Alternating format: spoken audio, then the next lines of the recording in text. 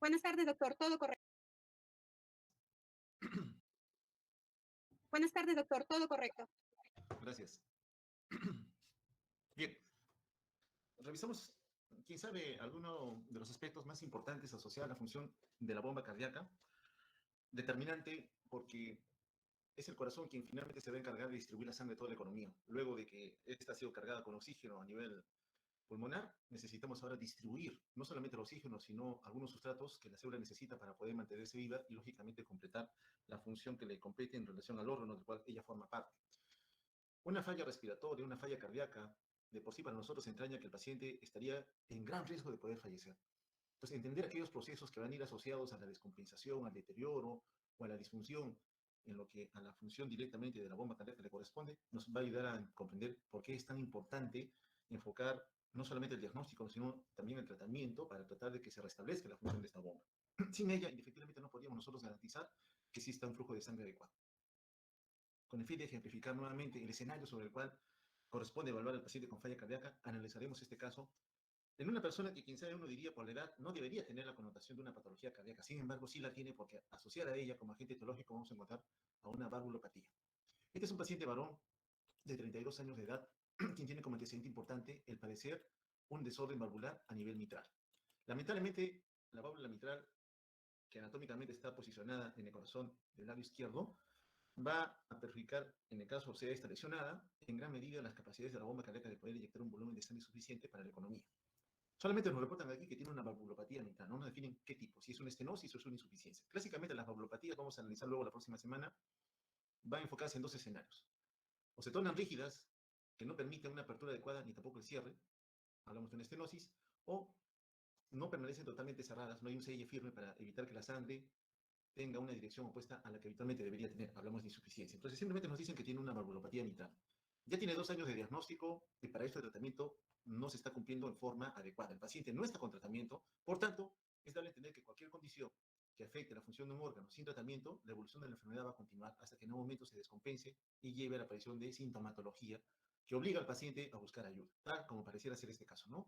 El paciente ingresa a emergencia con cuadro de disnea, dolor torácico, mareo y debilidad general. Manifestaciones generales que ciertamente siempre obligan a pensar si es el pulmón o es el corazón el que podrían estar comprometidos.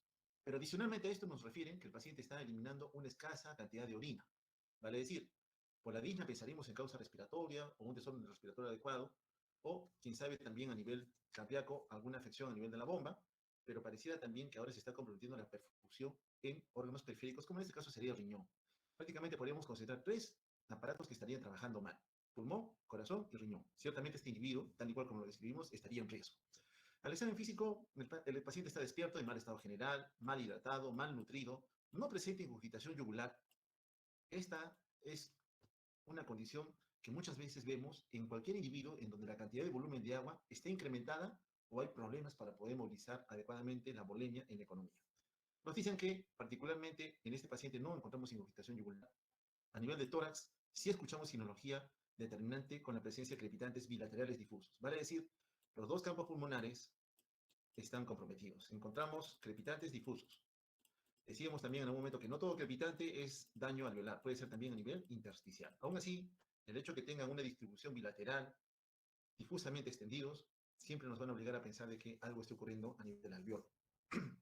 Cuando escuchamos la esfera cardíaca, se percibe un soplo diastólico y de rodamiento mitral, característico de aquel paciente con estenosis, ¿no? Porque recuerden ustedes que la sangre pasa de aurícula a ventrículo. Entonces nos dicen que la sangre en la fase diastólica tiene problemas para pasar de aurícula a ventrículo. Significa que esta válvula mitral no se está aperturando como normalmente debería ser. Probablemente se trate de una estenosis mitral, por la descripción que tenemos aquí, semiológicamente hablando.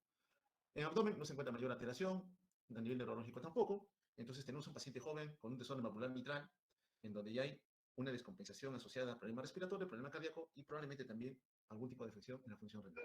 Aquí está el paciente con una frecuencia cardíaca aceptable, satura aceptablemente, pero el problema viene con la presión arterial. Tiene la cabeza para allá un ratito. Acá está el paciente joven, decíamos, con su valvulopatía mitral. Está recibiendo oxígeno a alta concentración. Hay una palidez que sí puede llamar la atención. Encontramos, curiosamente, la presencia de edema, ¿no? Edema a nivel de miembros inferiores, bilateral. La palidez en las palmas, que ya también surge ahora como un agregado al examen físico.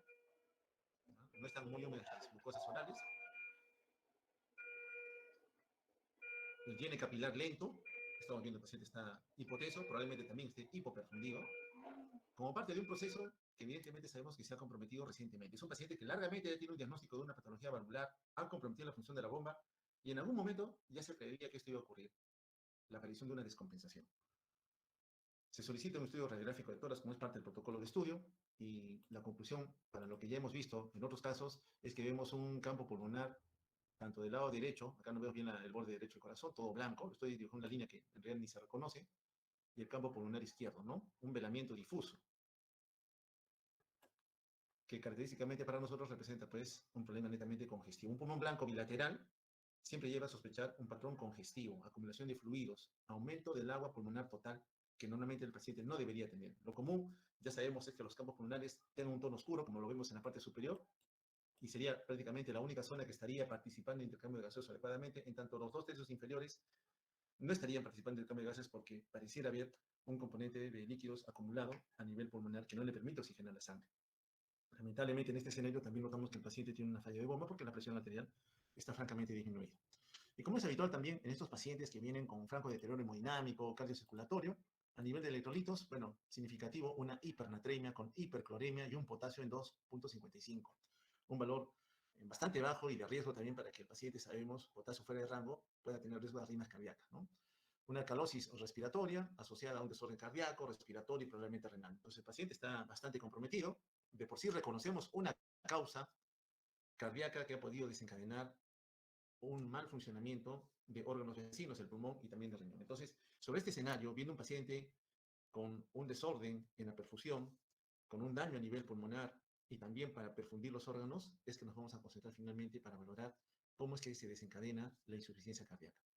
Antes de avanzar en sí con el tema, aprovechando este caso porque quizás no podamos verlo más adelante, siempre que nosotros tenemos a la bomba cardíaca y esta, hablando del lado izquierdo específicamente, ventrículo izquierdo, y este trabaja mal, sabemos que indefectiblemente el compromiso va a ser hacia dos escenarios. En forma retrógrada, afectando al alveolo. Y en forma anterógrada, afectando a los órganos de la economía, imagínense que esta es la aorta, que deben recibir un flujo de sangre. Entonces, siempre que valoremos a un paciente con falla cardíaca, tenemos que valorar cómo está la esfera respiratoria, porque puede existir compromiso a nivel alveolar por la acumulación de fluidos, y cómo está la perfusión de los órganos. De ahí que semiológicamente hablando, muchos cuando vemos un paciente con falla cardíaca preguntamos, ¿está mojado el paciente? ¿Está húmedo? Cuando decimos está húmedo, significa que los alveolos están inundados de agua. O está seco. Si decimos está seco, significa que no ha habido compromiso respiratorio. Y la otra es, ¿está frío o está caliente? Frío significa que poca sangre está llegando a nivel periférico. Toca sus manos, toca sus piernas, sus pies y están de una temperatura baja, están helados. Pero si los tocas y están de temperatura normal o están tibios, decimos que está caliente, que está perfundido. Es una señal indirecta que usted le va a decir si la bomba cardíaca está perjudicando más la perfusión o está convirtiendo más la esfera respiratoria, afectando el intercambio de gases. Entonces, siempre que vemos falla cardíaca, nos vamos a fijar en lo que es el compromiso pulmonar y la perfusión a los órganos de la periferia. Y lo que vemos habitualmente no solamente es a nivel periférico, manos, plantas de pies, tiene capilar, sino también la función del riñón. Si el riñón produce orina, significa que está adecuadamente perfundido. Si el riñón produce menos cantidad de orina, deducimos que la perfusión es inadecuada. Este es otro paciente, algo mayor, 67 años de edad, quien arrastra dos antecedentes importantes. El paciente es hipertenso, para el cual se medica con un beta bloqueador, que en este caso es el atenolol, y padece una arritmia cardíaca, manejada con amiodarona, vía oral, aspirina, cuyo tratamiento también aquí nos dicen que en este caso es irregular. Y ya va más de 2 años que este paciente no tiene seguimiento, cuando en realidad el paciente con cardiopatía debería tener un seguimiento regular por su médico de cabecera o por el médico especialista, según la condición y el daño que pueda tener en algún momento. Pero este paciente se ha perdido 2 años de seguimiento regular.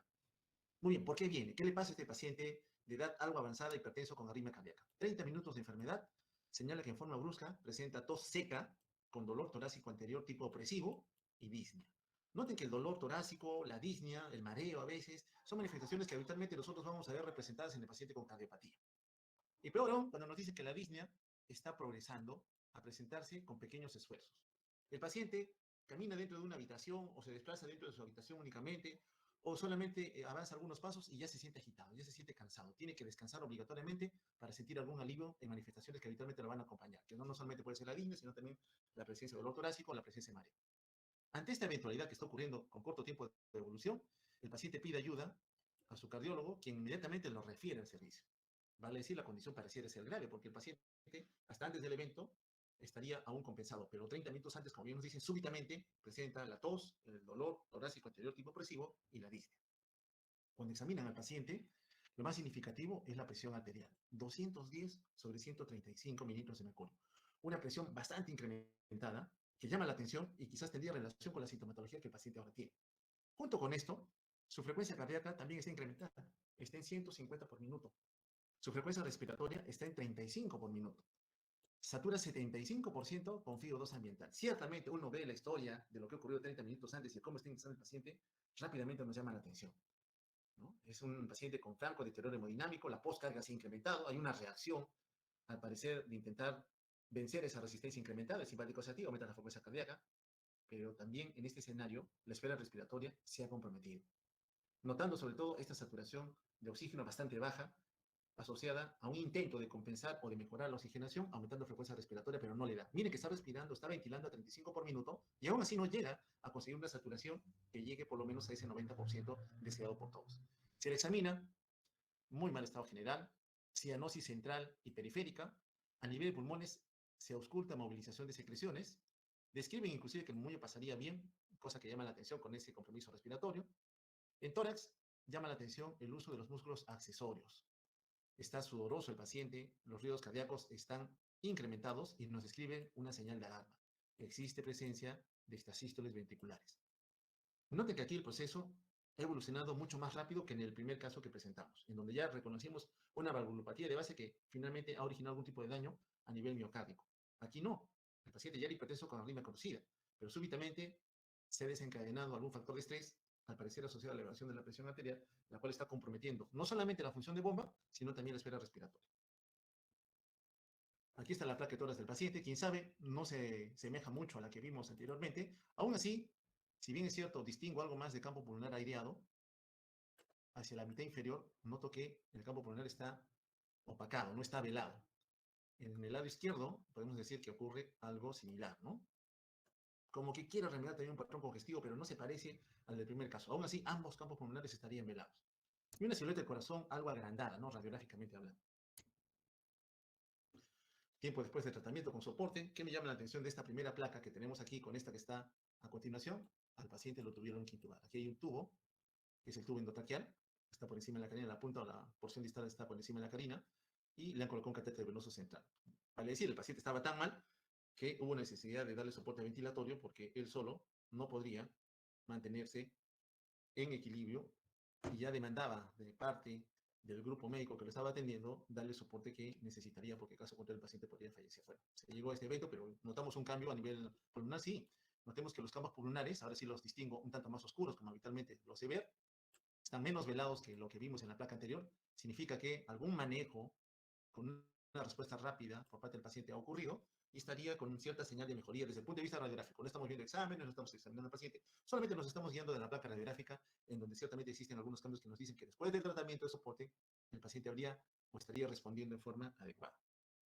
Y en el seguimiento posterior veo campos pulmonares mucho más negros, más oscuros, más ventilados, menos cantidad de fluidos, en otras palabras, ¿no?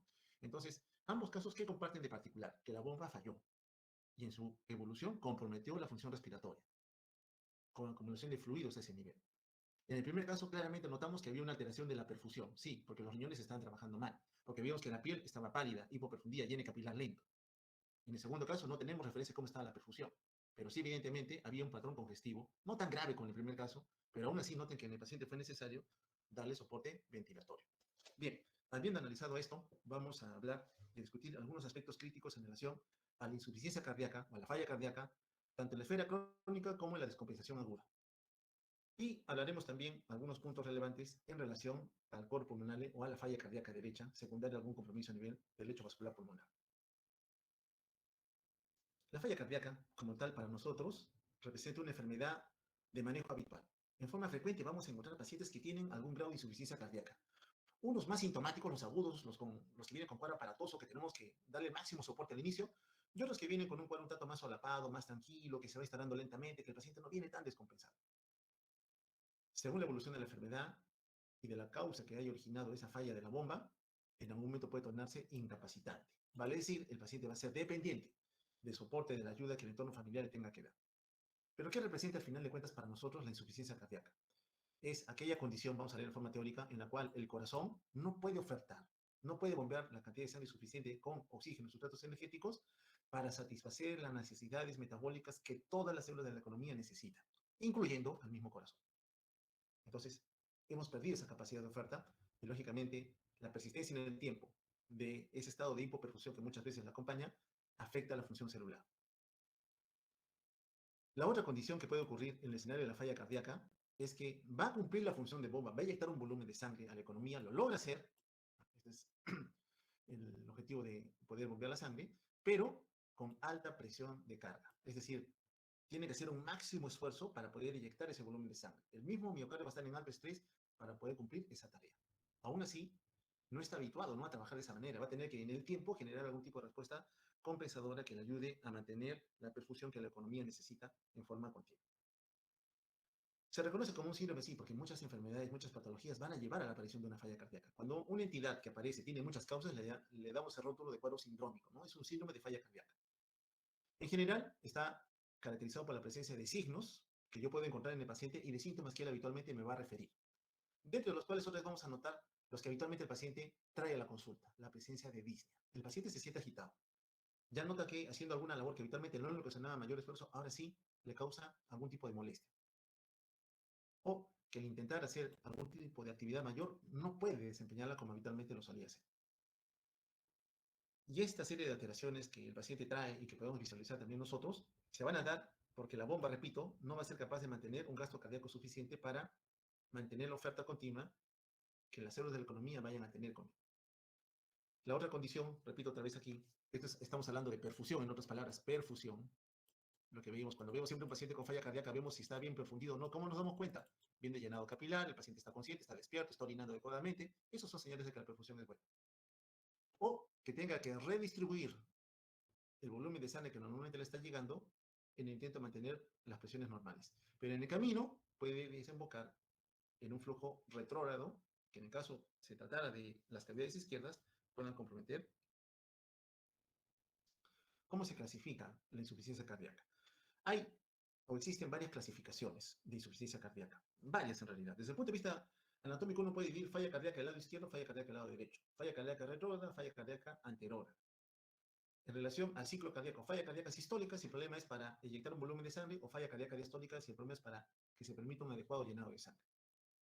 En relación al primer escenario, en donde la bomba cardíaca, al momento de contraerse, tiene que inyectar a la economía un volumen de sangre, falla sistólica, tenemos que valorar cuán preservada está la función contráctil, cuán buena es esa función. Y una forma de determinar la función de bomba del lado izquierdo es calculando una variable ecocardiográfica conocida como fracción de eyección, que en valores sencillos debe ser mayor al 50%. Normalmente la mayoría de ustedes probablemente manejen 60-65% de fracción de eyección. Pero en forma general, en el escenario de falla cardíaca debe ser más de 50%. Entonces significa que por debajo del 50% de la fracción de eyección ya está deteriorada, sí, ya hay un deterioro. ¿No? De 41 a 49 puede ser una leve, menos de 40, 30, hablamos de una moderada, menos de 30, hablamos de una severa, ¿no? Un franco compromiso de la función contráctil, una falla cardíaca sistólica. Entonces, vamos a encontrar pacientes que tienen una grave alteración en la función de bomba. La capacidad contráctil se ha perdido. No puede inyectar el volumen de sangre que la economía necesita.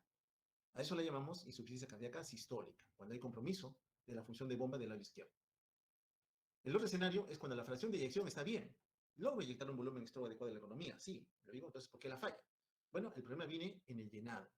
En la fase diastólica, la sangre que llena el ventrículo, lo voy a hacer más grande acá, la sangre que llena el ventrículo, encuentra paredes ventriculares endurecidas, rígidas, no complacientes.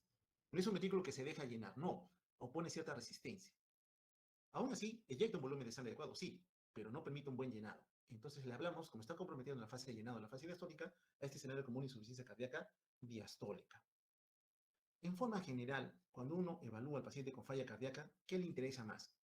La sístole, la capacidad de la bomba de poder inyectar un volumen de sangre. Pero no deben olvidar que también puede existir una falla cardíaca diastólica. En general, para garantizar la perfusión, nosotros nos vamos a guiar de cuán bien esté trabajando el ventrículo izquierdo, porque de él depende garantizar el flujo de sangre adecuado a toda la economía.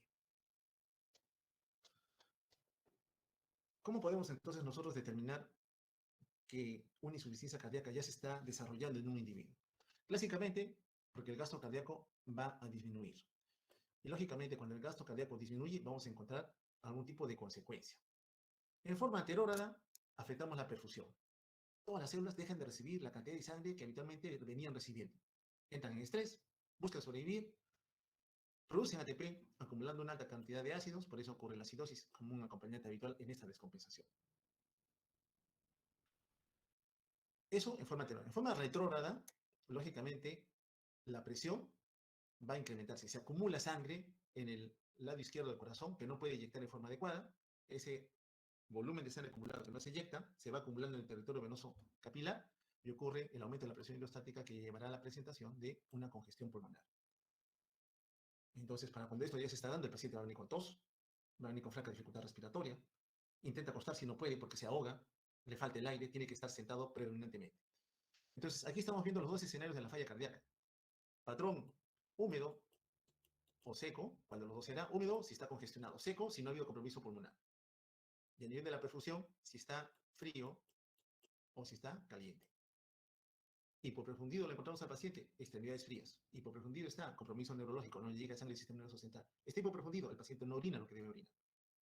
Si lo encontramos caliente, clínicamente hablando, lo encuentro tibio, repito otra vez, probablemente la perfusión a nivel cerebral lo encuentra despierto, consciente, orientado, está orinando adecuadamente. Entonces, cuando uno ve una falla cardíaca rápidamente, en los primeros minutos se evalúa qué tanto ha habido un compromiso retrógrado, afección de la función respiratoria, o anterógrado en relación a la perfusión. En la evolución del proceso, ya saliendo de la etapa aguda, cuando el paciente ha tenido alguna condición que ha favorecido la presentación de una falla cardíaca, se ha buscado la compensación, pero el factor de estrés persiste en el tiempo, puede no solamente haber el compromiso del lado izquierdo, sino en algún momento llegar a comprometer también a las cavidades derechas. Es decir, de ser aquí un compromiso solamente de falla cardíaca izquierda, en la evolución va a haber una transmisión retrógrada también de compromiso en la función de cavidades derechas. Entonces el ventrículo derecho también comienza a alterarse producto de un volumen de sangre que no puede inyectar a la circulación pulmonar. Por tanto, aquí también va a afectar la precarga, el retorno venoso que le viene de la periferia. ¿Y qué vamos a encontrar? Lo que en un momento ustedes también discutieron, ¿no? Presencia de hepatomegalia, ascitis, las venas yugulares ingurgitadas. Comprimimos el hígado y notamos que las venas ingurgitan más. La presencia de disnea de esfuerzo. Lógicamente, un menor volumen de sangre que retorna al corazón, menos volumen inyectado, va a ir también un compromiso con un deterioro en la capacidad de oxigenar adecuadamente la sangre. Como parte de la respuesta que habitualmente ocurre, estamos en situación de estrés, algo nos está afectando, hay un sistema de detección que se ha dado cuenta de que la bomba está trabajando mal. Inmediatamente tiene que haber una respuesta de compensación. Cuando afectamos la perfusión, los vasoreceptores le dicen al simpático, tiene que activarse. Eso lo hemos visto en el escenario agudo. Pero en el paciente crónicamente enfermo, el simpático sigue activo. Entonces sigue tratando de estimular y de responder con todos los hornos que van a responder a la liberación de catecolaminas que lo acompañan en su accionar. Trata de hacer lo posible por mantener la perfusión constante a lo largo del tiempo. Va a buscar también activar al sistema renina-angiotensina, este que está aquí, trabajando con el riñón, el cual va a intentar también mejorar la volemia, la cual lamentablemente en un corazón que es ya insuficiente, es decir, mi respuesta es lógica, ¿no?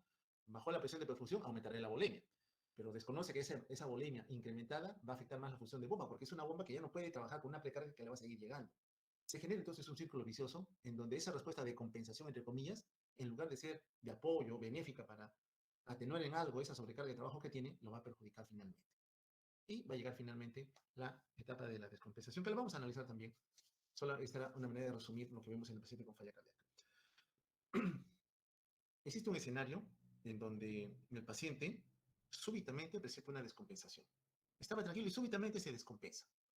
O quizás ya era un cardiópata de base y algún factor agregado también lo va a descompensar. Hablamos entonces de una falla cardíaca en un paciente. Digamos, mi persona, estoy tranquilo y de repente comienza a sentir sensación de falta de aire. Me duele el pecho, me torno frío, sudoroso, me llevan a la emergencia y me encuentra que tengo un infarto agudo de miocardio. Tan grave que la bomba ya no se puede contraer en forma efectiva. Agudo, yo estaba sintomático, sin problemas. Versus otro individuo, como los dos casos que presentamos, que ya tenían una cardiopatía de base, por tanto ya tenían... Solo que algún factor se sumó, o fue la evolución de la enfermedad, o fue la interrupción del tratamiento, la que llevó a la descompensación.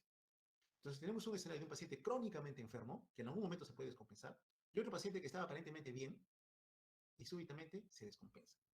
En ese escenario hablamos del síndrome de falla cardíaca aguda, que significa, repito otra vez, un nuevo evento nuevo, no lo tenía, es nuevo, o que ya estaba enfermo, pero la sintomatología, la sinología que habitualmente lo acompañaba, ahora, por alguna condición, se ha descompensado. ¿Cuáles son las causas que habitualmente llevan a ver o a recibir a un paciente con falla cardíaca aguda? La cardiopatía isquémica, muy frecuente, ¿no? Un paciente que hace un infarto agudo de miocardio, el escenario más frecuente que vemos aquí, sobre todo cuando el daño está dándose a nivel del ventrículo izquierdo, se asocia muchas veces a un cuadro de falla cardíaca aguda. La hipertensión arterial, la súbita elevación de la presión arterial en un paciente quizás ya hipertenso, que por alguna condición ahora se ha incrementado a valores sumamente altos, que perjudica la capacidad del ventrículo izquierdo de poder inyectar un volumen de sangre. El segundo caso, por ejemplo, entra con una presión arterial muy incrementada. Súbitamente ese ventrículo izquierdo tiene que hacer mayor esfuerzo para bombear la sangre. Lamentablemente ese simpático que se activa para ayudarlo, al aumentar la frecuencia cardíaca a 150 por minuto, no daba la oportunidad de poder inyectar suficiente volumen de sangre, no le daban. A pesar que la lógica diría aumentar frecuencia cardíaca debe aumentar gasto cardíaco, pero hemos visto que depende de qué valor se alcance cuando hablamos de las arritmias, de las taquiarritmias, en donde podría haber también compromiso de la cantidad de sangre que finalmente se podía inyectar. La hipertensión arterial, cuya elevación puede ser súbita, puede comprometer también la función de bomba. Las arritmias cardíacas, ni qué decirlo, tanto las taqui como las bradiarritmias pueden favorecer la aparición de una falla cardíaca. Miocardiopatías, no asociadas a isquemia. Hay escenarios en donde el miocardio se ve afectado, ya presente en el individuo, sobre todo en población joven, que lleva a la presentación también súbita con la presencia de la muerte, inclusive de los pacientes, ¿no? Deportistas jóvenes que haciendo el deporte habitual que realizan, súbitamente presentan parada cardíaca y fallecen, ¿no? Lo rotulamos como muerte súbita y al buscar la causa se encuentra alguna miocardiopatía de base. La enfermedad valvular es otro desorden que en nuestro medio particularmente sí todavía vemos con mucha frecuencia, ¿no? Población joven que tiene un desorden valvular que en el tiempo conlleva la aparición de una falla cardíaca. Quitando el corazón, las enfermedades pericárdicas, ¿no? Pueden también comprometer la función de bomba, afectando sobre todo el llenado o engrosamiento del pericardio que no se hace tan distensible, atrapa al corazón y no permite un llenado en fase diastólica adecuado. Por tanto, la inyección también se va a ver comprometida. O cuando algún proceso inflamatorio asociado a una infección, como puede ser una miocarditis, también conlleve el deterioro brusco de la bomba cardíaca, afectando la perfusión. Entonces, en la fisiopatología del síndrome de falla cardíaca, tiene que haber algún factor de estrés que el individuo va incubando a lo largo del tiempo o súbitamente cuando éste se descompensa.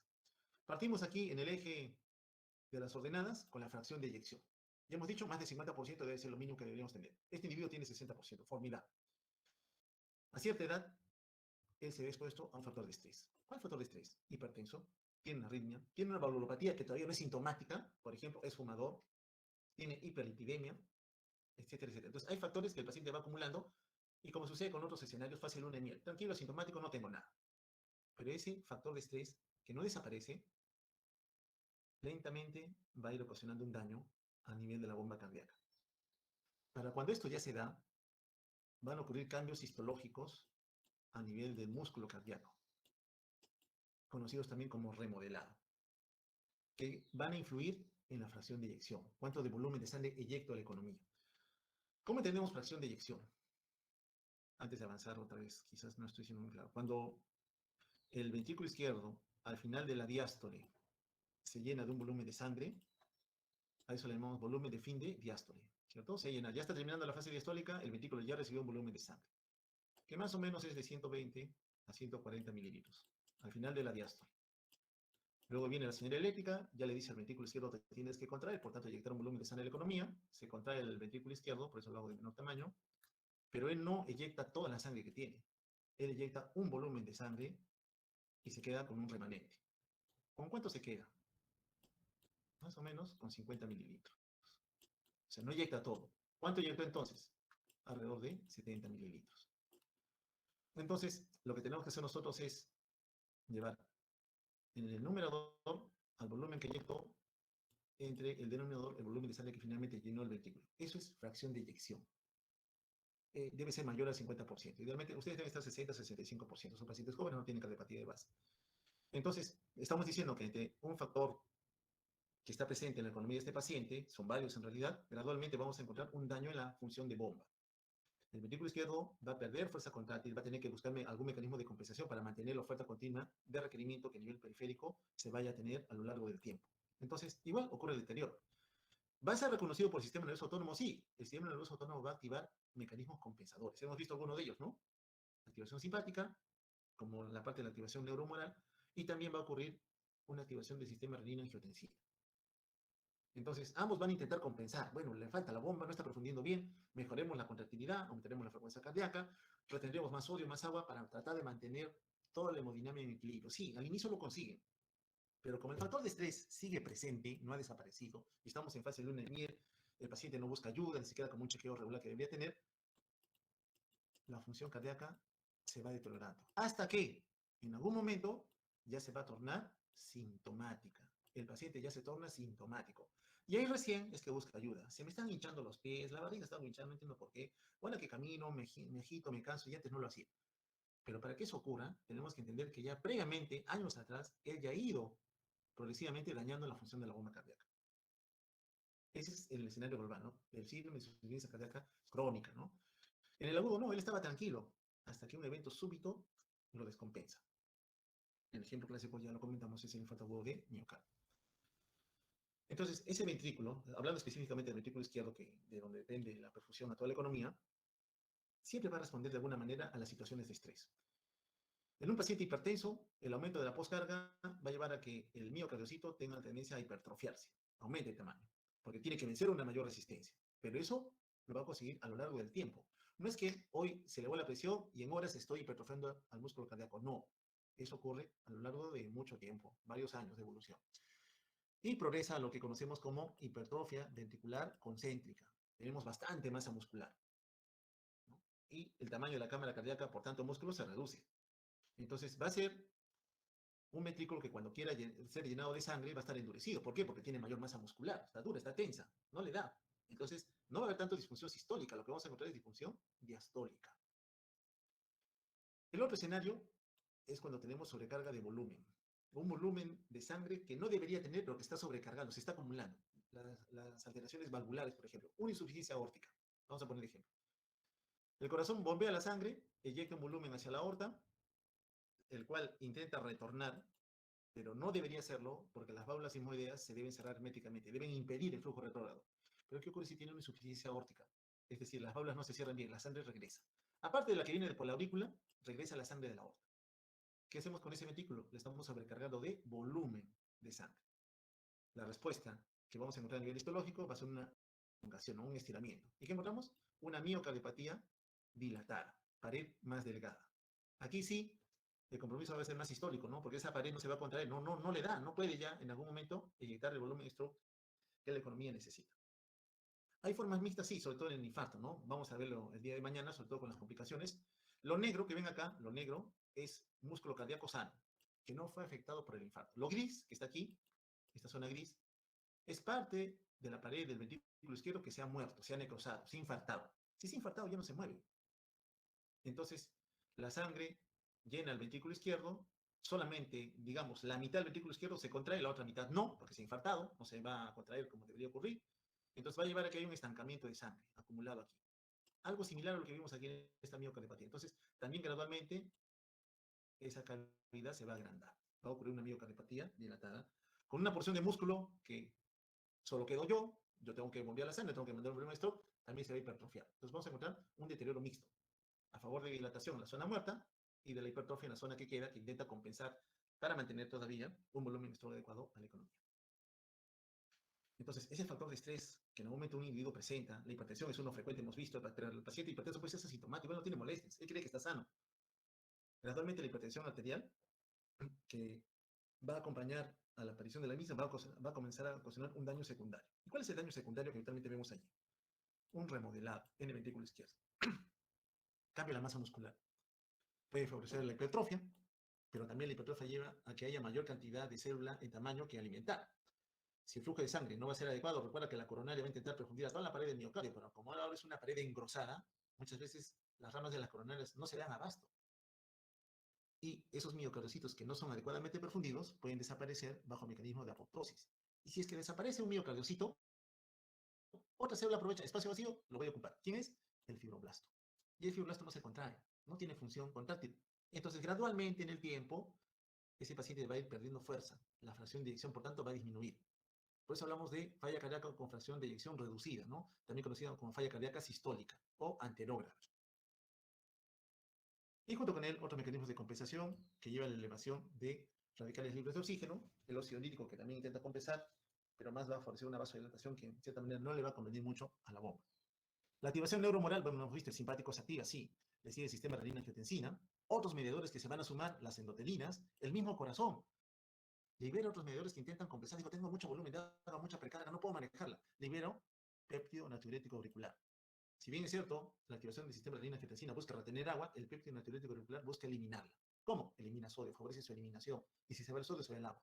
Entonces, el mismo corazón intenta responder a esa sobrecarga de trabajo que lamentablemente el simpático le está imponiendo, actuando de forma directa o indirecta sobre el sistema renina-angiotensina. Y lamentablemente con esto, curioso, también hay activación de mi sistema de defensa. Aumentan la cantidad de citoquinas circulantes. Y no hay citoquinas que convoquen o atraigan a células inflamatorias, va a ocurrir daño. Es decir, aparte de los fibroblastos que están acumulándose a este nivel, también van a llegar células inflamatorias, que dañan más a ese tejido especializado en función de bomba a través de su accionar contacto. Hacia el lado del lecho vascular, a nivel endotelial, se favorece la vasoconstricción. También aumenta la producción y liberación de radicales libres de oxígeno, ocurre daño estructural no solamente del endotelio, sino también sobre las paredes del músculo liso a nivel vascular periférico, y también un incremento en la cantidad de citoquinas. Entonces, todos estos escenarios que se han activado para intentar mantener la perfusión, porque el objetivo, repito, cuando recién se está dando el proceso es compensar, es ayudarte, sí, pero dado que el factor de estrés persiste porque yo no me he dado cuenta, o sí me han dicho que tengo un daño, pero no hago caso, etcétera, etcétera, en algún momento va a afectar tanto al miocardiocito que va a llevar a la aparición ya de la falla cardíaca como tal. Esta sigue progresando, no se detiene, evolución natural de la enfermedad. Hagamos lo que hagamos, finalmente el paciente va a seguir teniendo un daño a nivel de la función de bomba. El tratamiento para nosotros básicamente va dirigido a enlentecer, que vaya más lento, que el paciente todavía tenga calidad de vida en los años que le quedan para las diferentes tareas o labores o actividades que él pueda realizar. Pero hubiera sido mucho mejor identificar antes el factor de estrés para evitar que llegue a este escenario. Aquí los mecanismos a través de los cuales el simpático, que intenta ayudarme al inicio, finalmente me perjudica, trabajando sobre la bomba, disminuye la respuesta beta. ¿No? Disminuye, ya se cansa. Regulación a la baja de receptores, como lo vimos en farmacología. Hipertrofia miocardiocito. Mucho miocardiocito que no se puede perfundir, finalmente termina con la muerte y reemplazo de esos miocardiocitos muertos por tejido fibrótico. Disminuyen los depósitos de norepinefrina, finalmente la inervación simpática también disminuye. Como hay un desorden caótico por la estimulación que intento hacer, estimular que haya una buena función de bomba, trabajando con el sistema eléctrico, trabajando con el miocardiocito, aparecen las arritmias. Y finalmente el deterioro sistólico y diastólico, dependiendo de cuál de los dos daños en relación al factor de estrés se haya favorecido que aparezca. Recuerda que el simpático, sea la falla sistólica o diastólica, ha intentado ayudarnos, porque ha detectado que la bomba no está cumpliendo su tarea. Sobre el riñón, bueno, ya sabemos ya que intenta mejorar la volemia a través de la recuperación de sodio. Junto con él aumenta la resistencia vascular, pero al momento de aumentar la resistencia vascular para aumentar la presión de perfusión, perjudicas también a la bomba, porque la bomba ahora tiene que vencer una resistencia mayor, habiendo todavía ya esta bomba estado seriamente afectada, porque su capacidad contráctil está venida menos. Tú la metes la poscarga, en algún momento su función va a claudicar, ya no va a poder hacer lo que hacía habitualmente. Y sobre el hecho vascular, bueno, la vasoconstricción y la hipertrofia de células musculares lisas que vimos que se desencadena por la activación de la célula endotelial. Entonces, cuando un individuo está desarrollando insuficiencia cardíaca, al inicio, asintomático aún, su sistema autónomo ha detectado la normalidad. Lo único que va a hacer él es buscar darle una ayuda para mantener en equilibrio la oferta continua de flujo de sangre con oxígeno y sustratos energéticos que las células necesitan.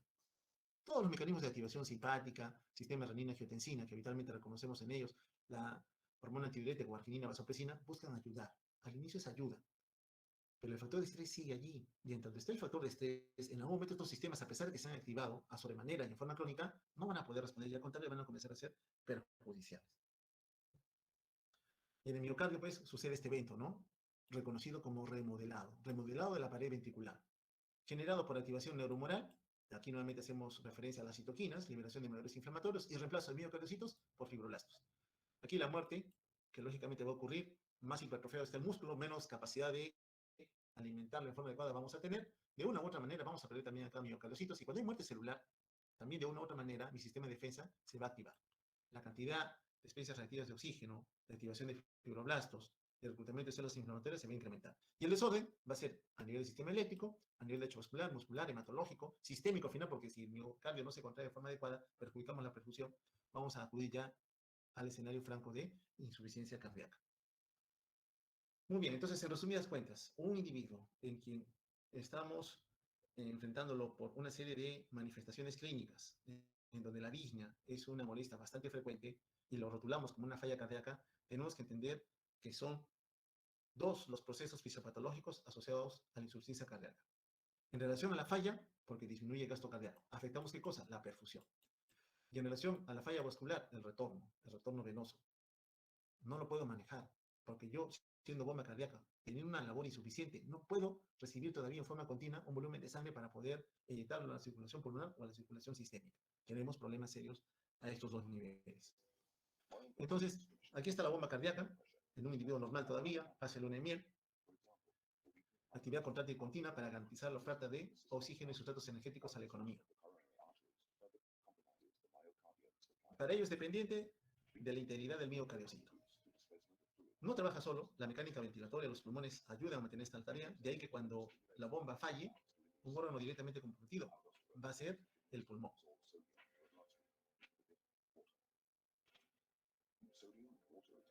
Entonces, esta bomba cardíaca, en donde nosotros tenemos que evaluar tanto la perfusión como la agresión que a nivel respiratorio puede ocurrir, se puede dar en mayor o menor medida según la cantidad de daño que se vaya a abocar en la bomba. Y eso que se está moviendo, líneas horizontales, es la acumulación de fluidos a nivel pulmonar. Cuando los fluidos se acumulan a nivel pulmonar, el individuo va a desarrollar indefectiblemente sensación de falta de aire. Si esto compromete nuevamente a las cavidades derechas, la acumulación de fluidos se va a dar a nivel periférico, ¿no? Las extremidades, miembros inferiores, el abdomen, el hígado, también se van a ver comprometidos. Las señales de alerta, bueno, ya sabemos ya. Mi sistema nervioso autónomo, mi sistema renina angiotensina se van a tener que activar con el fin de poder manejar la volemia en el intento de que el gasto cardíaco, la oferta continua de sangre, la perfusión, se mantengan a lo largo del tiempo. Todos estos mecanismos son de ayuda, sí, es cierto otra vez, al inicio. Lamentablemente en el tiempo, según la causa que está originando este desorden, ese miocardio ya no va a poder cumplir su tarea y el paciente se va a tornar sintomático, tal igual como lo reconocemos en algún momento, ¿no? El paciente o el individuo con insuficiencia cardíaca crónica.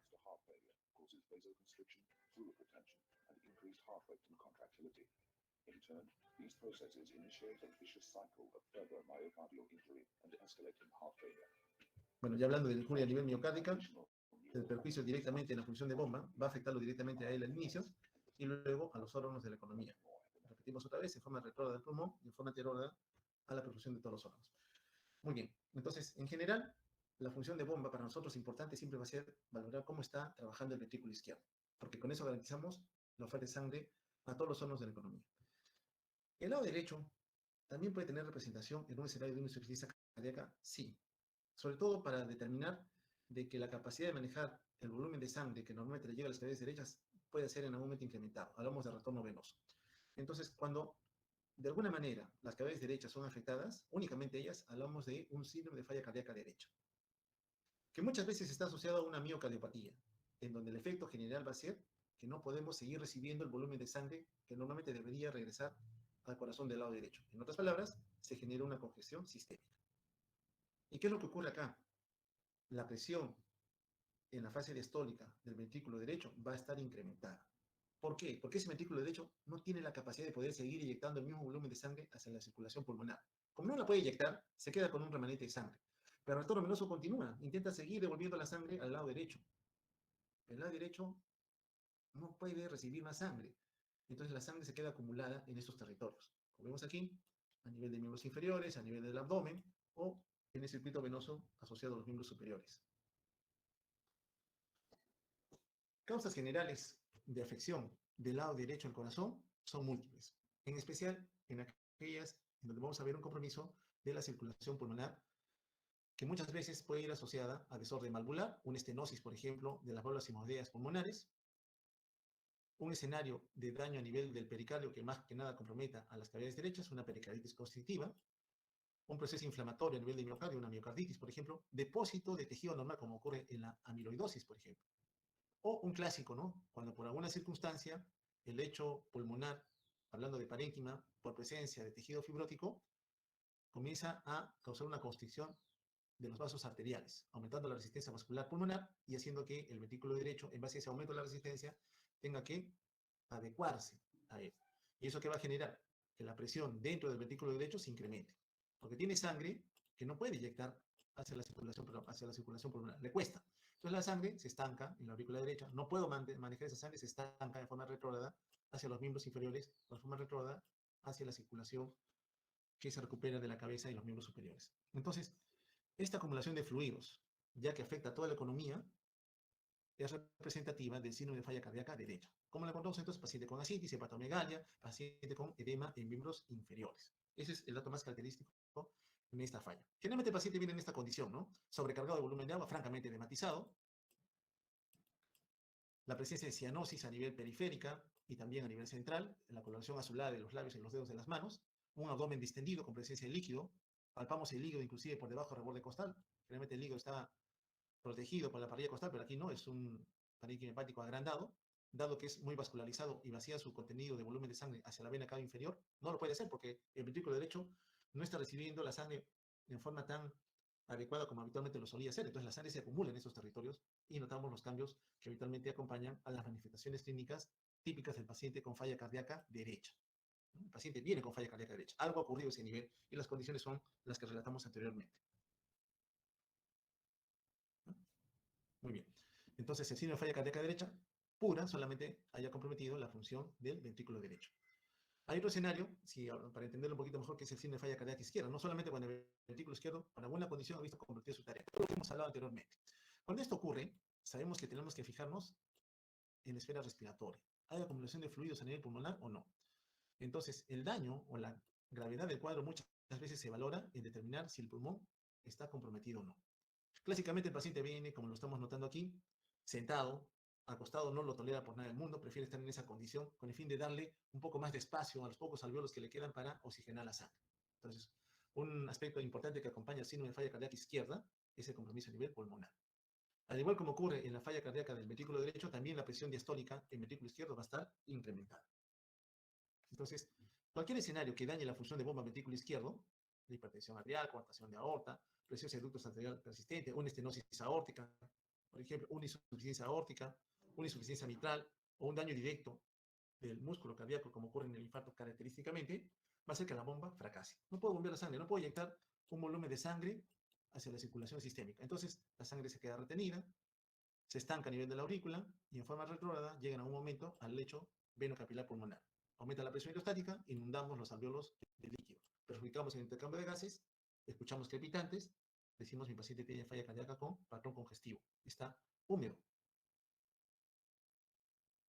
Y al afectarse la perfusión, lógicamente, si menos de sangre se inyecta a la economía, menos sangre para alimentar a las células que cumplen diferentes tareas. Entonces la perfusión también va a ser afectada en algún momento. El paciente va a estar frío, hipoprofundido, lleno capilar lento, con disminución de la diuresis, por ejemplo. El escenario mayor que probablemente ustedes ya han visto, cuando falla las cavidades izquierdas, va a ser el daño a nivel pulmonar. El daño a nivel pulmonar, nosotros lo hemos representado clásicamente por la presencia de vida. Mi paciente viene cansado, agotado, camina algo y se agota, se cansa, no puede hacer la labor que habitualmente le competía hacer. Aquí, las causas generales que vamos a tener pueden estar asociadas a aumento de la permeabilidad, aumento de la presión hidrostática, como está señalado acá, o porque la presión oncótica ha disminuido, ¿no? Como lo vimos, puede ser por pérdida de proteínas por el riñón, pocas proteínas sintetizadas por el hígado, por ejemplo, el estado de ayuno prolongado, o un estado de malnutrición que lo ha acompañado a lo largo de mucho tiempo. Entonces, estos escenarios en donde las fuerzas de Stalin que gobiernan la migración de los fluidos puede afectar severamente la acumulación de líquido a nivel alveolar. Antes de entrar a esto, entonces, cuando hablamos de falla cardíaca, hablamos de que la bomba está realizando una tarea insuficiente. No falta la economía lo que debería ofrecerle normalmente. En su camino puede afectar al flujo de sangre que le llega, dependiendo del lado del cual estamos hablando. Si es del lado izquierdo, la sangre le llega del pulmón. Entonces, si la bomba izquierda falla, el pulmón va a ser comprometido, va a acumularse de agua. En el lado derecho, él recibe sangre de toda la economía.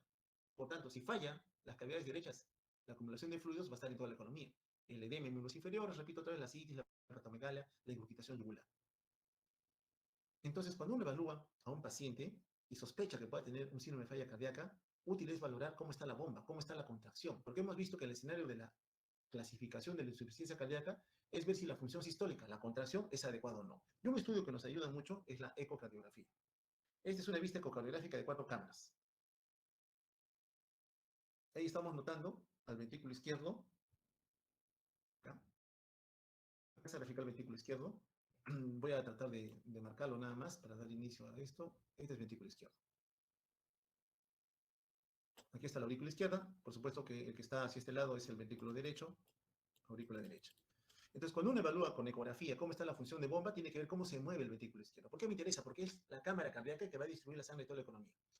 Entonces, yo me fijo en un punto medio, aquí, y veo si todas las paredes se acercan a ese punto medio. Si todas se acercan, yo determino que la función contráctil es adecuada. Pero si detecto que hay una parte de la pared que no se mueve, no se contrae, yo digo, esa zona se ha perdido, ya no se está movilizando. Por tanto, ese paciente ya tiene insuficiencia cardíaca sistólica, porque ha perdido parte de su grupo celular asociado a los miocardiocitos. Vamos a ver si acá se nota algo. Voy a retroceder y avanzar. Ah, sí, acá. Ahí está. Fíjense en el punto central. Si todas las paredes se acercan al punto medio. Si todas las paredes. Entonces significa que la contracción del ventrículo izquierdo es adecuada. Es un buen ventrículo izquierdo. No hay, por lo menos en esta vista ecocardiográfica, señal de que la contracción esté alterada. Si otra vez la van a visualizar, van a notar de que el ventrículo izquierdo se está movilizando en forma adecuada. Compárenla con este que está aquí. Vamos a ver. Está presente. Si no quiere correr, disculpen. Comparen con el movimiento de este ventrículo izquierdo. ¿Ya? Miren el septum, la punta, la pared libre. Comparando con el anterior. De repente no se ha podido visualizar. Ya, vamos a ver con este otra vez. Y si es que pueden tener en mente lo que les he comentado, ¿no? Entonces un punto central y ven si todas las paredes se acercan al punto medio. Yo digo septum sí, punta sí, pared libre sí. Todas se acercan. Por tanto, la función contráctil es buena. Solamente viendo, uno determina que, por lo menos este paciente, si viene con falla cardíaca, esta no sería sistólica. Comparemos con este otro caso. Entonces, si yo me pongo en el medio, yo diré este septum, se mueve algo. La punta no se mueve. Vean, prácticamente no se mueve. La pared libre tampoco. Entonces yo diré, por lo menos solamente queda la tercera parte. Un 30% de fracción de eyección le podemos calcular. A diferencia del anterior, que tiene más del 60%. Este alogímetro, porque en el ecocardio uno mide la función contráctil a través de un cálculo de la fracción de eyección, aquí no. Más o menos calculando uno dice, mira, pues el septum se mueve algo, pero la punta, fíjense otra vez, no se está movilizando. La pared libre algo se mueve, pero no es como en el caso anterior. Definitivamente este paciente sí tiene una disfunción sistólica, le falta poder contráctil. Definitivamente también entonces va a presentar un grado de insuficiencia cardíaca. Entonces ya hemos visto que la falla cardíaca puede evolucionar a lo largo del tiempo, está presente en un individuo y de repente súbitamente se descompensa y lo rotula como un síndrome de falla cardíaca aguda, la cual también puede presentarse en forma súbita, en un escenario diferente, en donde el ejemplo más clásico nosotros lo comentamos asociado al infarto agudo de miocardio, ¿no? Entonces puede ser nueva o puede ser crónica que recientemente se ha descompensado. En general, entonces, la falla cardíaca descompensada, como lo vemos al paciente, ahora ya sintomático, buscando ayuda, para nosotros va a ser que venga acompañado de una alteración en la capacidad contráctil, entonces es una falla cardíaca sistólica, o que tenga un problema en el llenado ventricular, que el ventrículo esté endurecido, duro, no sea complaciente, una falla cardíaca diastólica. Recordad que muchas de estas fallas van asociadas a la hipertensión arterial, entonces importa también para nosotros detectar tempranamente al paciente hipertenso, porque sabemos que en algún momento va a llegar a presentar manifestaciones de falla cardíaca. Aquí vemos un paciente, por ejemplo, con falla cardíaca diastólica. El problema es el llenado. Miren el miocardio sumamente engrosado, por tanto está más tenso, más duro, poco complaciente. Cuando la sangre intenta ingresar aquí, no va, la va a ir llenando, sí, pero cuando quiera meter más sangre no va a poder. Porque el ventrículo izquierdo, a nivel de sus paredes, va a ir asociado a un engrosamiento, ¿no? A un engrosamiento. Entonces, se impide el llenado diastólico. El llenado ventricular está afectado en la falla cardíaca diastólica. Ocurre entonces por este mecanismo, ¿no? La ley de Laplace nos dice que la tensión de la pared, cuán dura, cuán rígido va a estar, está en relación a la presión que se genere, multiplicado por la resistencia, entre el grosor, ¿no? Y acá notamos que la hipertrofia producida, por ejemplo, en un paciente severamente hipertenso, ha ocasionado una gran hipertrofia del músculo cardíaco a nivel ventricular, dejando poca luz para recibir volumen de sangre. Entonces es un ventrículo izquierdo endurecido. La falla cardíaca diastólica característicamente lo va a acompañar. Entonces, ya entendemos en parte cómo es que el síndrome de falla cardíaca se puede generar, sabemos las condiciones que van asociadas, cómo es la fisiopatología, inicial como en un inicio también el sistema nervioso simpático, el sistema de renina, angiotensina, aldosterona y otros mediadores más intentan ayudarnos, sí, manteniendo todavía en equilibrio y asintomático a la persona, pero en algún momento dado el paciente ya se va a descompensar. Entonces, cuando ya viene con esas presentaciones clásicas, con la disnea, el edema, la dificultad respiratoria, el dolor torácico, vamos a rotular diferentes escenarios de diagnóstico. Desde la falla cardíaca descompensada, hasta aquella asociada a la hipertensión, hasta el compromiso severo a nivel pulmonar, la presencia de un edema agudo pulmonar de causa cardiogénica, porque ustedes han valorado un edema agudo de pulmón no cardiogénico, el shock cardiogénico mismo, cuando la bomba está tan afectada, un infarto masivo, que ha necrosado casi todo el ventrículo izquierdo, este casi no va a bombear nada de sangre a la economía. Así se le conoce también como síndrome de bajo gasto, ¿no? Hay otra falla cardíaca de alto gasto, el paciente con anemia severa, ¿no? Poca masa eritrocitaria, menos viscosidad, la sangre fluye a alta velocidad, pero no alcanza a perfundir en forma adecuada, llevando lo que las células necesitan en lo que es la falta de oxígeno, sobre todo. Y uno divorciado un tanto de esto, porque todo lo que está aquí es ventrículo izquierdo, es el signo de falla cardíaca derecha, ¿no? Cuando solamente el lado derecho tiene manifestaciones clínicas de daño por diferentes condiciones, como también se relataron en algún momento. Bien, entonces cuando vemos un paciente con falla cardíaca que se está descompensando agudamente, tenemos que hacer una evaluación rapidísima del paciente. ¿Cuán descompensado nos viene? Casi siempre nos concentramos más en el lado izquierdo. ¿Por qué el lado izquierdo? Repito, porque de él depende de la perfusión sistémica. Entonces, dos preguntas respondemos, ¿no? ¿Hay compromiso pulmonar o hay compromiso en la perfusión o hay compromiso de los dos? Entonces, en toda falla cardíaca aguda, descompensada del lado izquierdo, fijarse siempre en función pulmonar y en la perfusión. El lado derecho, si es puro, casi siempre lo vamos a encontrar como siempre, ¿no? Edematizado, abdomen balonado, hígado crecido, ingurgitación yugular. Más o menos tranquilo el paciente. Pero el que viene con falla cardíaca izquierda, sobre todo si está asociado a falla respiratoria, el paciente está muy inquieto, muy agresivo, exaltado, porque le falta el aire y la respuesta compensadora ahí es buscar, a como dé lugar, mejorar la oxigenación en sangre. Pero ¿qué hay de aquel individuo en quien recién el proceso se está dando? No viene tan sintomático, solo de vez en cuando como que se agita, le falta el aire y la familia ya le llama la atención el por qué presenta esa manifestación. Entonces, la clásica para nosotros va a ser la presencia de disnea, ¿no? Sensación de falta de aire. Y sabemos que la disnea no siempre está asociada a falla cardíaca, puede ser también un desorden a nivel pulmonar. A nivel pulmonar, como pueden ser las neumonías, la bronquitis crónica, por ejemplo, el estatus asmático, la embolia pulmonar. Diferente al escenario asociado a falla de bomba misma, en donde la enfermedad isquémica, la enfermedad coronaria, es la que habitualmente vamos a encontrar como desencadenante de la falla cardíaca. Clásicamente, en el escenario agudo, el paciente viene así, gritando, pidiendo auxilio.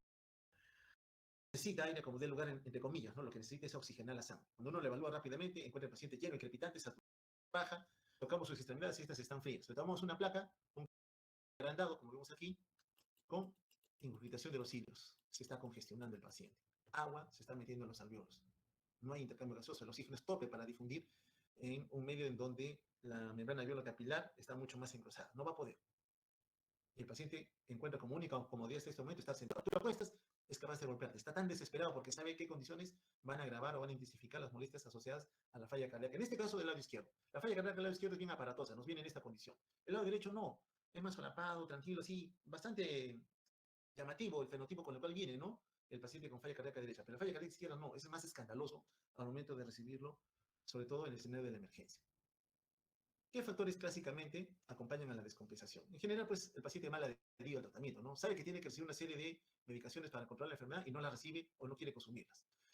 El escenario de aparición súbita. Estaba tranquilo, de repente se desarrolla una isquemia, una arritmia o la presión se eleva en forma importante, como ocurrió en el segundo caso. O que ya teniendo falla cardíaca, la reserva fisiológica asociada a la función de bomba está venida menos, pero aún así le permite hacer sus cositas, y súbitamente se presenta un factor de estrés nuevo, una infección, una enfermedad a nivel pulmonar que se descompensa, o en ese escenario una embolia pulmonar. Ya no le va a dar, porque en ese escenario la falta de oxigenación adecuada le va a pedir que haya mayor trabajo, no solamente respiratorio, sino también de bomba. Pero esa bomba ya está a su tope, ya está en su techo de respuesta fisiológica, ya no puede dar más.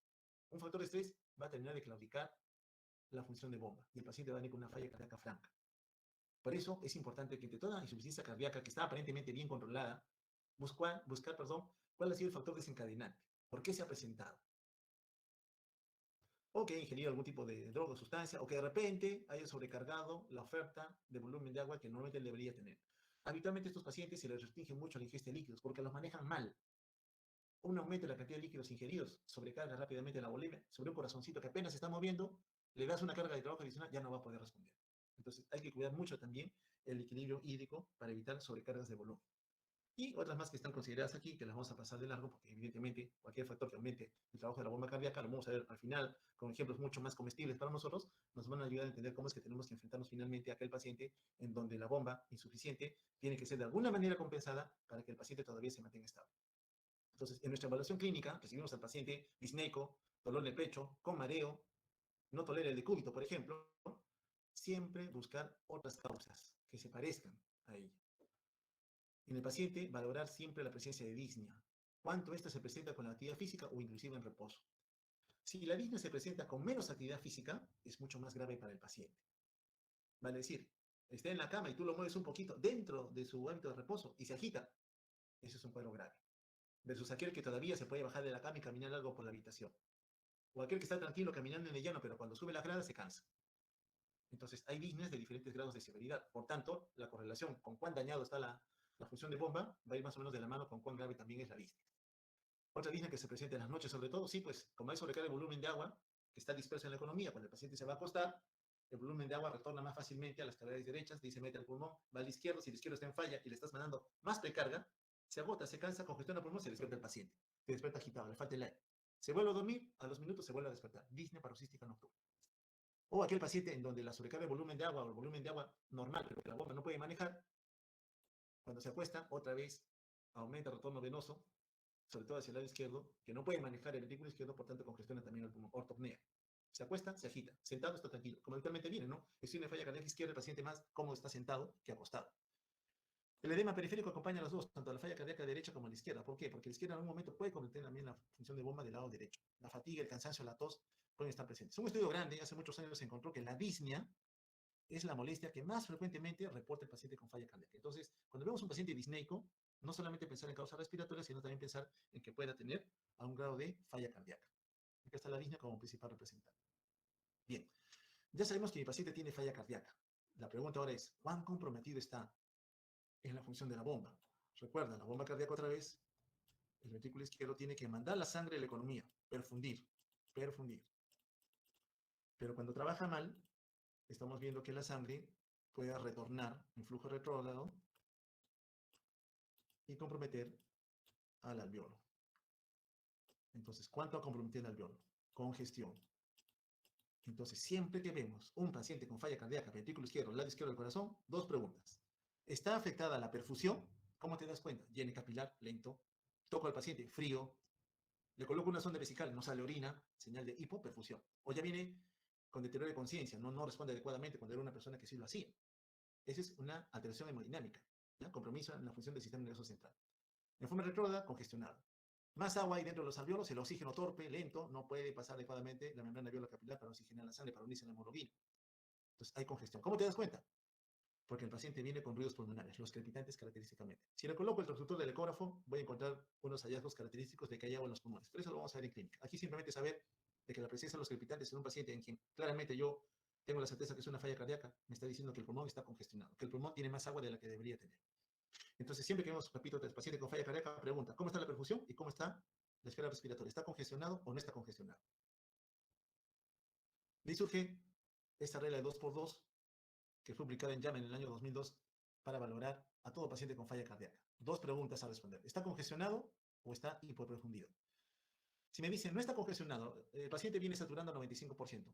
Ausculto los pulmones, el murmullo de aire pasa normal.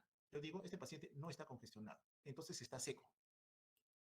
Toco al paciente, veo lleno capilar, coloco sonda vesical, está orinando y lo demás, está consciente, luz orientado, se conecta con todo. ¿Está hipoperfundido? No. Entonces, estoy viendo un paciente en el mejor escenario, no congestionado, no hipoperfundido. Buen paciente. Solamente ajusto mi tratamiento para evitar que la enfermedad en un momento se pueda descompensar. Pero ¿qué ocurre si recibo un paciente que no está hipoperfundido, está caliente, lleno capilar adecuado, orina adecuadamente, está consciente orientado, se comunica, pero escucho pulmones y está lleno de crepitantes? Este es un patrón caliente y húmedo. Entonces tu pregunta es, ¿está perfundido? Sí, pero está congestionado. Significa que si hay congestión hay agua en los pulmones. ¿Qué tienes que hacer? Sacar el agua de los pulmones. ¿Y cómo lo vas a lograr? Podría usar alguna droga que elimine el agua de los pulmones. Como también, si la causa es porque la bomba se está contrayendo mal, le daría algún inotrópico de repente para mejorar la función de bomba. Para eso me ayuda responder las dos preguntas en relación a cómo está la perfusión y cómo está la presencia o no de congestión. Este es el peor escenario, ¿no? Toco al paciente y está frío, piel sudorosa, está medio confuso.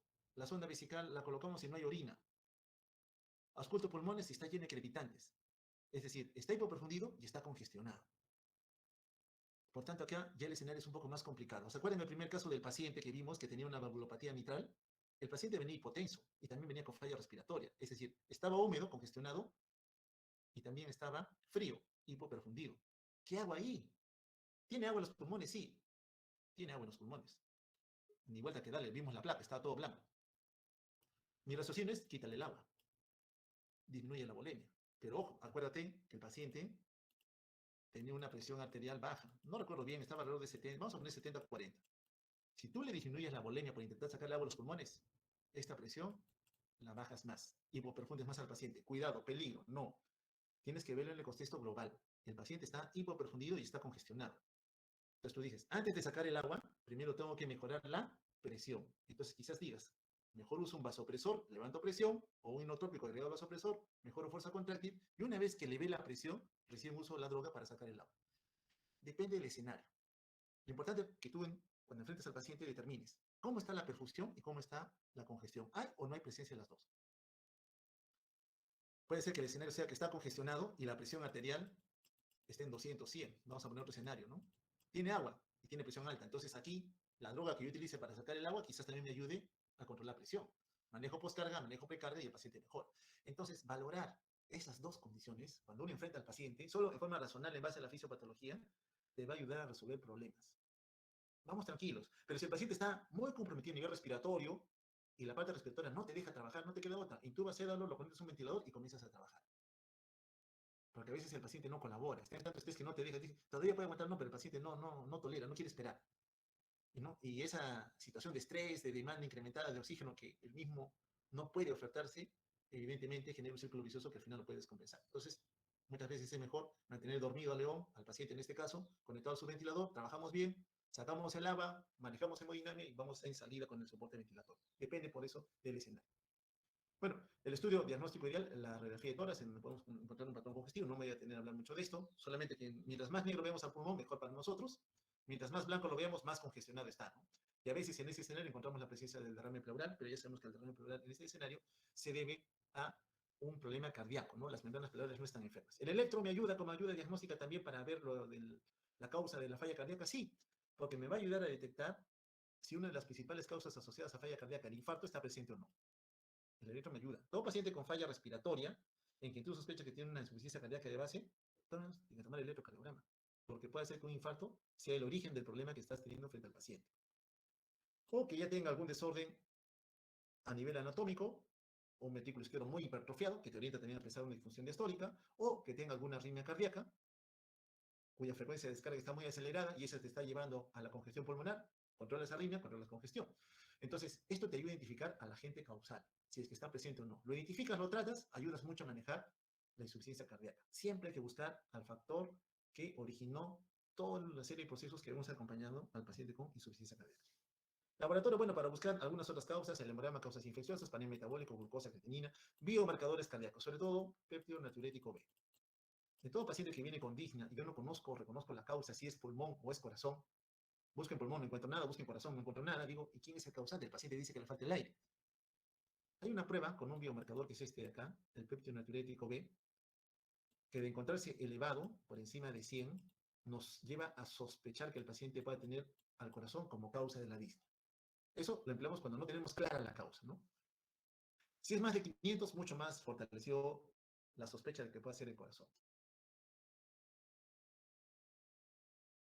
Ahora, este se eleva, igual que el péptido natriurético A, perdón, como una respuesta compensadora ante alguna situación de estrés que el corazón esté sufriendo en algún momento. Entonces, si yo sé que ellos responden cuando está ocurriendo disjuria en la evolución natural de la falla cardíaca, el encontrarlos elevados me ayuda a confirmar que efectivamente estoy asistiendo a evaluar a un paciente que sí tiene falla cardíaca. Pedir perfil de coagulación y ya lo que comentamos del péptido natriurético B. La ecocardiografía la hemos visto, ¿no? Útil, determinante, ¿no? Todo paciente con falla cardíaca tenemos que hacer la ecocardiografía. Tenemos que ver, por lo menos al ojímetro, repito, cómo se está moviendo el ventrículo izquierdo. Por eso todo paciente con shock circulatorio, de terror hemodinámico, paciente con falla cardíaca, yo tengo que colocar en el transductor y ver cómo se está moviendo el ventrículo izquierdo. Lo veo que se mueve bien, tranquilo, función sistólica adecuada. Está garantizada la perfusión a la economía para poder determinar si esto podría estar afectado o no.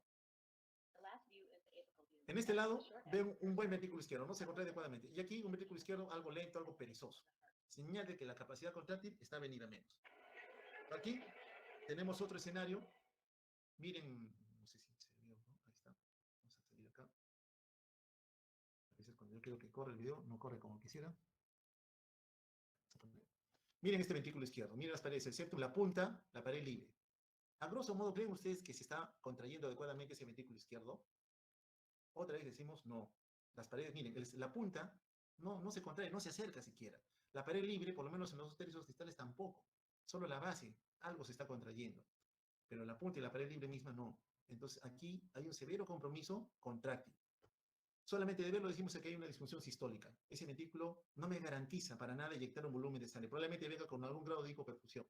Y si usted me dice que es un paciente que está súbitamente descompensado, quizás los pulmones, producto de que este ventrículo no esté inyectando la sangre a la circulación sistémica, al contrario, la está estancando allí, está incrementando la presión hidrostática en el territorio veno capilar. ¿Ok? Entonces, para eso me sirve este estudio.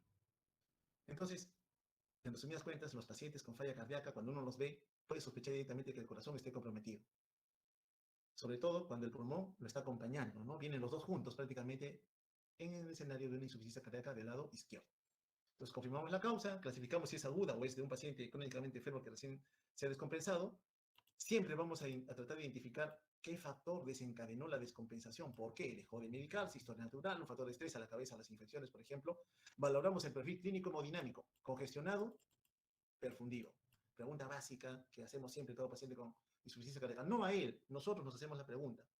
Para acordarnos que tenemos que escuchar pulmones o poner el transductor y ver presencia de líneas de congestión pulmonar o tocando al paciente para valorar si las extremidades están frías, sudorosas o el paciente no orina como debería orinar. Y con ello también estratificamos el riesgo. ¿Riesgo de qué? De que el paciente pueda fallecer con nosotros.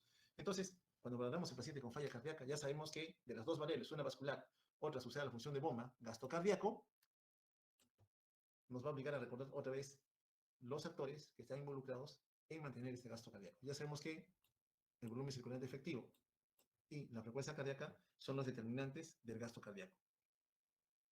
Entonces, cualquier compromiso súbito en un paciente en donde la frecuencia cardíaca se ve alterada, el volumen stroke está alterado, o ocurre un aumento de la demanda metabólica de los tejidos de la periferia en un corazoncito que ya está dañado en el tiempo, rápidamente lo va a tornar sintomático. El paciente tenía falla cardíaca, es hipertenso, es fumador, es hiperlipidémico, está tranquilo, yo no tengo molestias.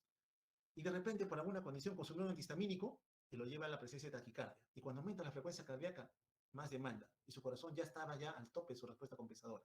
El paciente se hace sintomático. O quizás un factor de estrés, una pancreatitis aguda grave, liberación de mediadores inflamatorios, una respuesta sistémica. El corazón dice, ahora tienes que mandarle más sangre, pero ya no puede, porque estaba al tope de su reserva, porque ya había un factor de estrés previo que lo había ido deteriorando gradualmente. Entonces, esos son los mecanismos que llevan muchas veces a la descompensación aguda. El volumen sistólico, el volumen stroke que normalmente el ventrículo izquierdo eyecta la economía, puede afectarse cuando aumenta la poscarga, cuando aumenta la presión arterial. Recuerda el paciente del segundo caso, cómo aumentó la presión y afectó la función de bomba. Puede afectarse por afección en la precarga, lo cual afecta el llenado ventricular. O puede afectarse cuando la contractilidad esté comprometida, sobre todo cuando el músculo cardíaco ha sido afectado, en especial en el escenario de la isquemia. A la cabeza, los pacientes con infarto. Quien sepa que lo entienda mejor, ¿no? Nuestro burrito es el corazón. Un corazón de un paciente que ya ha ido gradualmente deteriorando su función de bomba. Ya es un corazoncito ventrículo izquierdo agotado en el tiempo. Quien tiene que recibir un volumen de sangre, una precarga, para poder transportarla a la economía. Esa es la labor que el corazón hace, pero ya está insuficiente. Entonces, ya estamos evidenciando la falla cardíaca. Mi paciente viene con signos de falla cardíaca. Lo que no sé es por qué la ha hecho. Si es un burrito joven, es un burrito viejo, o es un burrito que tiene alguna alteración inherente a él por alguna otra condición fisiopatológica, en donde los mecanismos de compensación, todos, activación neurohumoral, renina-angiotensina, remodelado a nivel del músculo, no han podido llevar a que esto se vaya a compensar en el tiempo. Y en algún momento, súbitamente, surge la descompensación conocida como edema agudo de pulmón, de la cual hablamos hace un instante, pero acá lo voy a resumir porque corresponde al escenario típico del paciente con congestión, ¿no? Pero asociado a una falla del miocardio. En la falla sistólica sabemos que baja el gasto cardíaco, baja el volumen stroke. En la falla diastólica, la presión diastólica final está incrementada porque es un ventrículo duro y favorece la congestión pulmonar. Bueno, de una u otra manera, la disfunción miocárdica en algún momento se puede descompensar. Y cuando se descompensa la función de bomba, sobre todo en un estado grave, se perjudica la perfusión a toda la economía. La presión arterial puede disminuir. Por el compromiso retrógrado de volumen de sangre acumulado a nivel pulmonar, más agua en los alvéolos, podemos comprometer el intercambio gaseoso y favorecer la presencia de hipoxemia. La persistencia de la hipertensión arterial perjudica también la alimentación del propio miocardio. Generamos disminución de la presión de perfusión coronaria. Eso lleva a la isquemia, lo cual genera un círculo vicioso que finalmente lleva a la disfunción miocárdica progresiva, y si esto persiste, finalmente lo lleva a la muerte. Entonces, esta es la progresión natural de la enfermedad de un paciente que tiene falla cardíaca de uno u otro tipo, que en algún momento, por escenario propio de la enfermedad o por un factor de estrés nuevo agregado, va a evolucionar a este último escenario. De ahí que cuando vemos al paciente, tenemos que buscar darle la máxima ayuda posible, reconociendo que estamos enfrentando una falla cardíaca. El paciente viene desesperado, viene ansioso, viene agresivo. Entonces rápidamente tenemos que buscar aliviar los síntomas. La mayoría de veces con falla respiratoria. Entonces lo mínimo es darle aquí oxígeno. Está congestionado, hay que aliviar la congestión pulmonar. En la medida posible, si es factible, retirar el agua de los pulmones. Pero eso responde a la otra pregunta, ¿cómo está su presión arterial? Importante entonces mantenerlo estable hemodinámicamente. Una vez compensado, sabemos que tenemos que empezar un tratamiento a largo plazo, porque la falla cardíaca no es una enfermedad que se va a detener en ese momento luego de la compensación, persiste en la evolución. Entonces tenemos que establecer una terapia de alivio a largo tiempo, manejando siempre aquellos otros escenarios patológicos que la vayan a acompañar. Miren que Netter en su clásico de cardiología da una serie de tratamientos para ayudar a aquel paciente con falla cardíaca izquierda. Este escenario acá. Mi paciente viene con falla de ventrículo izquierdo. Entonces yo me hago las dos preguntas, ¿no? ¿Cómo está la perfusión? Y si hay una presencia de congestión. Entonces digo, el paciente tiene las dos. ¿Qué recomienda él, no? Si falla la bomba porque la perfusión es mala, tú trabajas con inotrópicos, ¿no? Puedes trabajar con digital, puedes trabajar con dobutamina, por ejemplo. Si la postcarga está incrementada y el ventrículo izquierdo le cuesta volver la sangre, usa un vasodilatador, en este caso arterial. Hasta ahí yo lo entiendo lógico. Muy bien. El paciente se ha congestionado, tiene agua en los pulmones, viene ansioso, estresado, le falta el oxígeno, agresivo y lo demás. Bueno, tengo que haya menos congestión y su ansiedad no me conviene porque está ansioso, está taquicárdico, está taquipneico, le pide más oxígeno ofertado cuando la bomba no es capaz de ofertársela como quisiera. Entonces usamos un analgésico narcótico que es la morfina para inducir algo de sedación. Que esté tranquilo, no quiero que esté tan alterado el paciente porque no me conviene. Sí, todavía usamos morfina, no les voy a mentir. Podemos usar un poco de morfina, sí.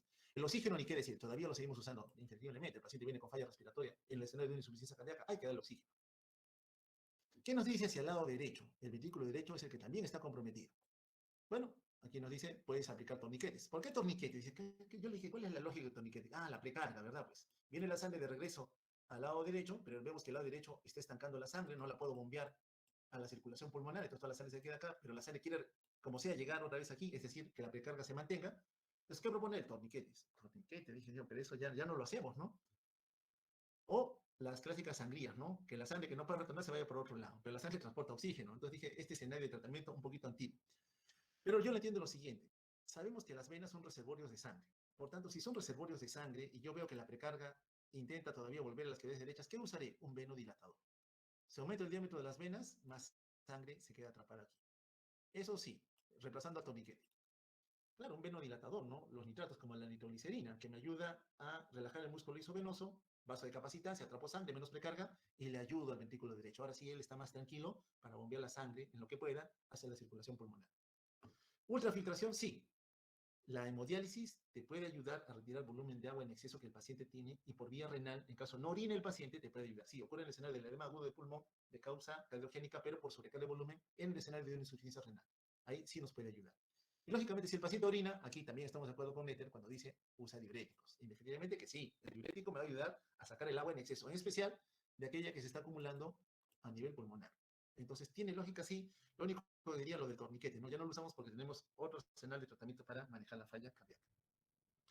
Entonces, aquí en nuestro burrito, ¿cómo le estamos ayudando? Mira, el burrito está contento. ¿Qué has hecho con el tratamiento? Él estaba cansado y agotado. Le has disminuido su precarga.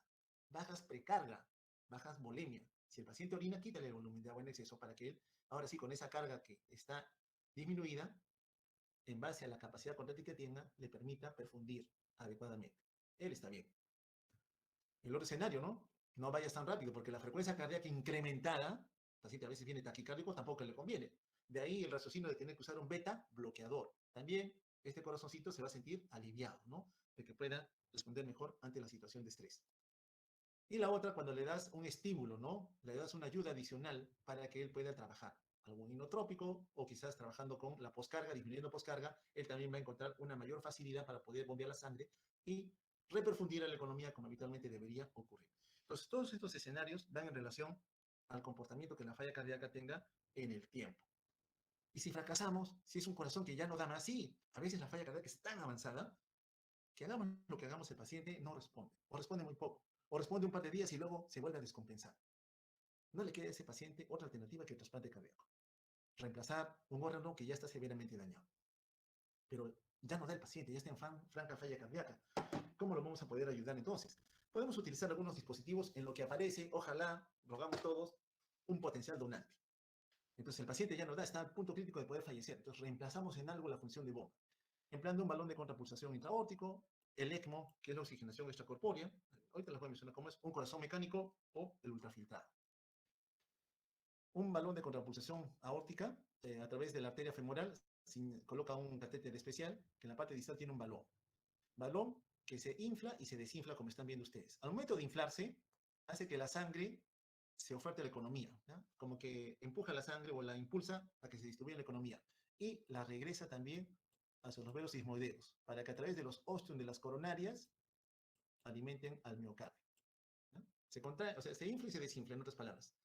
Si lo hemos utilizado, nos permite algo de tiempo en el paciente de escena de falla cardíaca. Lo lamentable es que nosotros no tenemos pues, la capacidad de tener un instituto de trasplante a la mano, sobre todo de corazón, que es mucho más complejo, y lamentablemente el paciente tiene un alivio temporal, ¿no? Porque no se va a quedar para siempre con él.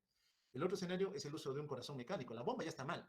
Lo que hacemos es conectar los vasos que llevan la sangre de retorno al corazón y otros que lo llevan de retorno, perdón, para distribuirse a la circulación sistémica para mantener un flujo constante. Pero tiene que ir conectado a un sistema de impulso de fuerza mecánica para que la sangre siga circulando, ¿no? Siempre y cuando los pulmones estén a salvo, porque son los que finalmente me van a oxigenar. En el caso del ECMO, el ECMO es un catéter que va al territorio venoso, una vena de gran calibre, puede ser la femoral o puede ser aquí en la vena yugular interna, con el fin de que se extraiga un volumen de sangre, ingresa una máquina, se oxigena y una vez oxigenada, esa misma sangre regrese a la economía. O sea, sale la sangre para oxigenar y se regresa. Es la oxigenación por membrana extracorpórea, ¿no? También nos da algo de tiempo, algunas semanas en lo que el paciente espera que algún corazón de un potencial donante pueda aparecer. Muy bien. Dicho esto, entonces, solamente para pensar, recuerden al paciente que teníamos al inicio, un paciente joven, valvulopatía mitral que se ha descompensado, quien traía algunos problemas añadidos. Si no se acuerdan, acá está el paciente, saturaba bien, pero estaba con oxígeno, estaba congestionado, hipotenso también el paciente. Entonces decimos, ¿cómo trabajamos con él? Él tiene un síndrome de falla cardíaca crónica reagudizada, sí, pues es un crónicamente enfermo por una valvulopatía mitral, pero ahora viene con congestión pulmonar y también con hipoperfusión. Tiene los dos y está hipotenso. La lógica me dice, tiene mucha agua, hay que sacársela, sí, pero está hipotenso. Entonces, la primera tarea con él es levantar la presión arterial, mejorar la presión. Una vez usted mejore la presión, recién dice, vamos a sacar el agua en exceso que el paciente sabemos que ya tiene. Entonces, todo tiene que ser en pasos, razonados, para saber si esto va a ser beneficioso para el paciente o no. Una vez salido de la etapa aguda, hemos identificado por qué está haciendo todo esto. Sí, porque tiene un problema valvular mitral. ¿Cuál es la solución? Quitar la válvula mitral y reemplazarla por una prótesis mitral. Eso debió hacerlo 2 años atrás. Lamentablemente, quizás por ser un paciente no asegurado, la capacidad de acceso a ese tipo de tratamiento no le ha permitido recibir la oferta de tratamiento ideal que él debería tener, porque siendo joven tiene una gran expectativa de años de vida, ¿no? Un paciente de mayor edad, quien sabe no tanto, pero un paciente joven como él sí podría verse beneficiado. Acá está el escenario de la estenosis mitral, solamente para ver, no voy a hablar mucho porque tenemos una clase especial de esto. Aumenta la presión retrógrada porque esta válvula mitral no permite que la sangre pase al ventrículo en forma tan sencilla como habitualmente debería ser. Entonces, ¿qué ocurre? La sangre se estanca en la aurícula derecha, perdón, izquierda. Fluye en forma retrógrada al territorio venoso capilar, congestiona los pulmones, me ocasiona la falla respiratoria, el paciente viene con disnea. En el tiempo, también va a comprometer las cavidades derechas, afecta la circulación sistémica, se congestiona también el hígado, los vasos que están en el abdomen, el sistema venoso en miembros inferiores, el paciente viene también con presencia de vena. Entonces, todo lo que empezó en el lado izquierdo, perdón, acá, como una falla cardíaca izquierda, ahora también tiene falla cardíaca derecha. En ese escenario hablamos de insuficiencia cardíaca global, ¿no? Tanto el lado izquierdo como el lado derecho se han comprometido. Y la oferta, pues, que habitualmente le damos, ¿no?, a los pacientes cuando vienen con falla cardíaca, no solamente el escenario farmacológico que ustedes ya conocen, estos de acá ya los tenemos conocidos, ¿cierto? La farmacología nos ayuda mucho en ese escenario, pero valorando qué problema tiene. Si está muy hipertenso, usaré un vasodilatador arterial. Si tiene mucha sobrecarga de volumen superedematizado, usaré un nitrato para atrapar la sangre en el territorio venoso. Tiene buena presión, quizá usaré los diuréticos para que me ayuden a compensar mejor. El paciente no tolera, él solito no puede ventilar adecuadamente, no puede oxigenar, quizás lo intube, quizás no, le podría dar soporte ventilatorio artificial con un mecanismo de ayuda. No puedo con todo sacar el agua en exceso que tienen los pulmones, esto no me ayuda mucho, aquí, el agua que tienen los pulmones, la hemodiálisis, ¿no? El mecanismo de ultrafiltrado, retiro el exceso de volumen de agua que tenga el paciente. Ya para terminar, estas dos nada más, ya termino, no se aburra. Paciente, 74 años de edad, es hipertenso, tiene daño renal crónico, no se dializa en forma regular y súbitamente presenta un cuadro de disnea, mareo, inestabilidad para la marcha. Viene emergencia, lo ve el médico que lo evalúa de inicio y le encuentra la presión arterial 190-110. Las respiraciones en 32 por minuto y está saturando 68%. Le toman la placa, pulmón blanco, está congestionado. Ahí está en la camilla el paciente. Ahí está la saturación, 61%, presión 216-112. El paciente tiene falla cardíaca, asociado a hipertensión arterial.